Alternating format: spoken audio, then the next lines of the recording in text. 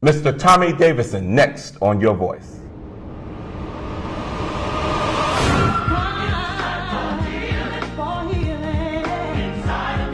What are your thoughts on minority faculty and students?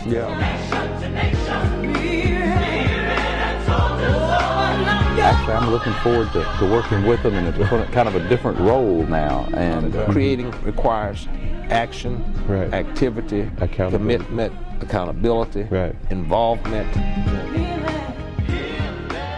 Hello and welcome to Your Voice. My name is Dr. Lee Jones and I serve as executive producer and host. I'm not laughing because it's funny that I serve as executive producer and host, but because we have the funny man himself and one of America's greatest comedians in our studio, and that's Mr. Tommy Davidson. Welcome to the show.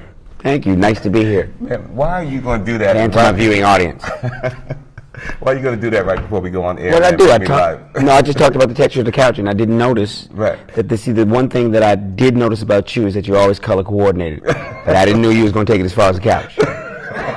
You dig what I'm saying? Couch, obviously an aqua blue. You blending that with the Boys to Men type. Boom, here. Got that. The mahogany thing here. It's all matched up. Man, how you doing, man? I'm good. We having a good time, ain't we? Great time, man. And just being here recently for the Inspire Awards, man, you have really touched Tallahassee in a special way, man. You really have. Thank you. I mean, you know, Tommy, we've been knowing each other, and I have such great respect for you and your work and everything that you do. Talk to us about how you've become so whole. You are one of the most complete persons I've ever met, man. Wow, I think I'm hearing that for the first time. No, actually, I can say that I feel good about where I'm at. You know, where am I career-wise? You know, where I'm at personally. But it took some time for those elements to come together. It's just a result of a lot of hard work, a lot of faith, and a lot of letting go. Mostly letting go. Right. You know, and I had to learn how to do that because I would hold on to a lot of things.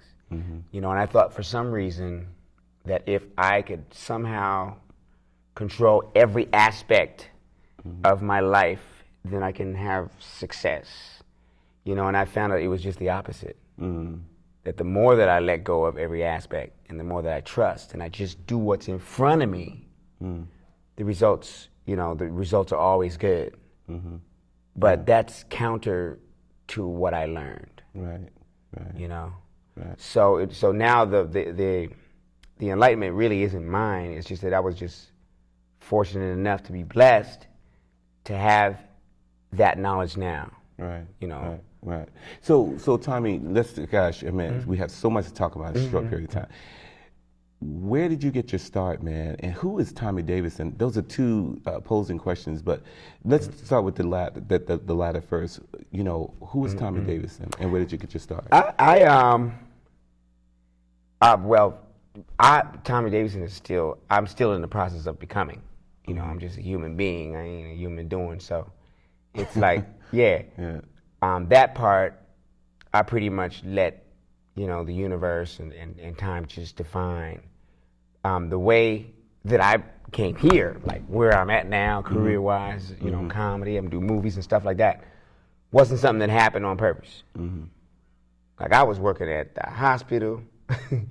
I worked in the kitchen at the hospital. I worked at a place like Home Depot.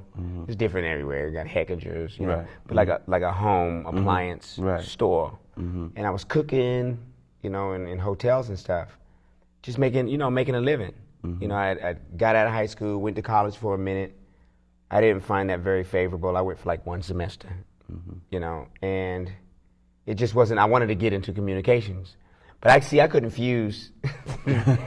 I couldn't fuse like a job with a degree. I was like, so I got there and I was like, where the radio at?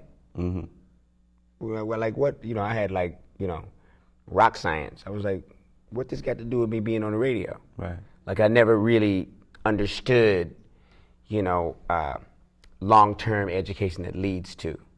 I wanted that instant gratification thing. Plus, I already had a job. Right. I actually had 2 jobs. I had 2 cars, an apartment, wall-to-wall carpet, a couch, and a cat. You know, so I was like, what am I doing here? Right. You know? Right. I was over at everybody else was having lunch, and I was picking out, like, pots Right. for my house. You know what I mean? Yeah, yeah. So it's like I wasn't really ready at that stage. Oh, you want to hear a story? Oh, this is gonna blow you away. But Tell us a story, Tommy. check this out. No, this is like mind blowing. Right. Now I'm thinking of it. I used to have a counselor. I went to UDC, University of District of Columbia. Right. So there was a counselor there that I would go and see. She was a career counselor. And we would talk, and what had happened was I had gone and an intern at the radio station. And I stayed at the radio station for like months and months. I swept, I cleaned people's trash, all to get this DJ job. So I waited around to get I didn't wait around, I busted my butt to get this DJ job, and then the next semester came, and they gave the DJ job to one of the frat brothers. So I was like, okay, I've had enough of that anyway. Right. Enough of the black, white, rich, poor dichotomy that I haven't had to go through just growing up. Right. So I was really done with it. But I would go see her on a regular basis, and she dug me, man. She dug my mind. And so when that incident happened, I told her, I'm about to drop out of school. I told her. And what she said was, maybe it's not for you. Maybe school right now isn't for you. Maybe there's something else that you need to be doing. It's not like you're not a smart person. Right. It's not like you can't grasp ideas. It's not like you can't accomplish what you want to accomplish because you seem motivated. Maybe this isn't for you. Long story short, 22 years later, I'm walking through the hotel in Miami. I got a big show at the Improv. She's walking through the lobby. Wow. I saw her. I said, and I took her advice because that was the seed that started me moving in that other direction. Right. I saw her coming out the lobby of the hotel, and she said, hey. And I said, hey. She said, do you remember me? I said, of course I remember you. So you're the one that started me on this road. It's amazing how God works. Oh, yeah. Because you didn't discourage me. And I invited her to the show that weekend, her and her husband, and come to find out, she's a professor that works independently with children with learning disabilities. And she asked me to be a part of her program. So thusly, I'm a part of her whole world now, too. Wow. So it just came around. I forgot all about that. Yeah. Well, Tommy, one of the things that people really don't know about you is that you are a gifted singer. And I think I'm adding to this list of credentials. You're an orator. Did you know that? No, really. I mean, I think people know that you're smart, but you are an orator. You have a way of articulating a thought that really reaches the soul. And not everyone who stands in front of a podium can do that. And some people stand in front of a podium because their status allows them to do that. You stand in front of a podium because your status allows you to do it, and you are intellectually focused. Thank you. And tell us a little bit about your background in about 30 seconds. I was abandoned as an infant. I was adopted by a white family. I moved to Washington, D.C., which is all black city. So here I am in all black city with all white family. So comedy. That's where the sitcom started. Right. And just got to see a lot of things, have a lot of varied experiences. My mother that raised me, my family, is from Colorado, Wyoming, and Oregon. Spent a lot of time out there.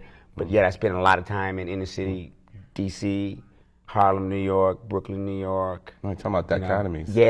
Wow. Yeah, just varied experiences. I've been to folk festivals, and funkadelic concerts. It's like, I've had a little bit of it all. Yeah. My brother, who was my best friend, was gay. He died of AIDS. So I got to see that world he lived in. My grandfather was one of my best friends. He was an old cowboy. Come to find out, my real grandfather is Native American. So I think I'm the only person in America that got an Indian and a cowboy for a daggone grandfather. That's I'm a big old salad. Right. But I've seen a lot of stuff. I lived in a good neighborhood where bad stuff happened. So I've witnessed a lot of violent stuff. Right. I actually was involved in a lot of negative behavior as a youth. I don't like that word youth. You sound like black. Right. Don't it? Yeah. A group of youth. Right. Right.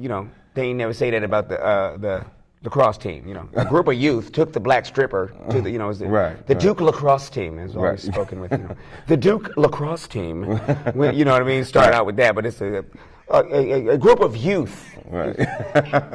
You know. Right. Let's do this. We're going to go to break, Tommy. But while we're going to break, we want to show our viewing audience what they missed recently when you performed here in Tallahassee. I can't show them right now.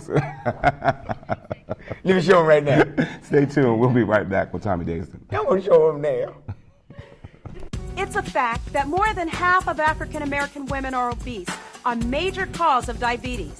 It's also a fact that by making smart choices, you can reduce your risk of becoming diabetic. Eating more fresh produce and exercising daily not only improves your health, but you'll look and feel better too. It's a fact. Knowing the risk of obesity and making simple changes can mean a longer and healthier life. Don't put it off. Let's get started now.